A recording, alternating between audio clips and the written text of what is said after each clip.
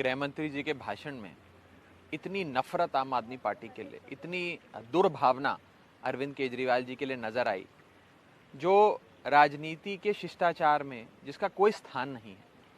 और मुझे लगता है इतने बड़े पद पे बैठे शख्स को, जो एक बार कभी सरदार वल्लभ भाई पटेल उस पद पे बैठे थे, उस पद पे बैठे किसी शख्स को इस प्रकार की भाषा का इस्तेमाल शोभा नहीं देता।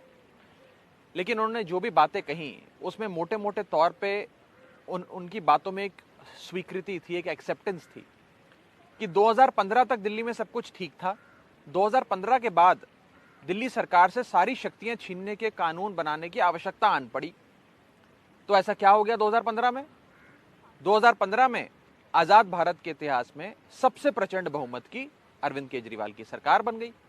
अरविंद केजरीवाल जी की सरकार बनी तो बीजेपी की राजनीति दिल्ली से खत्म हो गई, बीजेपी का सुपड़ा साफ हो गया, बीजेपी के नेता पॉलिटिकली अनएम्प्लॉयड हो गए, राजनीतिक तौर पर बेरोजगार हो गए।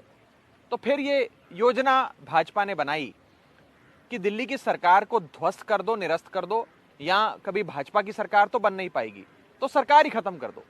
इस उद्देश्य के साथ उन्होंने ये कानून बनाया और इसे खुद सदन के पटल पे गृह मंत्री जी ने प्रत्यक्ष रूप से नहीं तो अप्रत्यक्ष रूप से स्वीकारा और 2015 के बाद की गतिविधियों का हवाला देते हुए कहा कि हम अरविंद केजरीवाल की सरकार बनने के बाद ही ये शक्तियां छीनने वाला कानून लाए।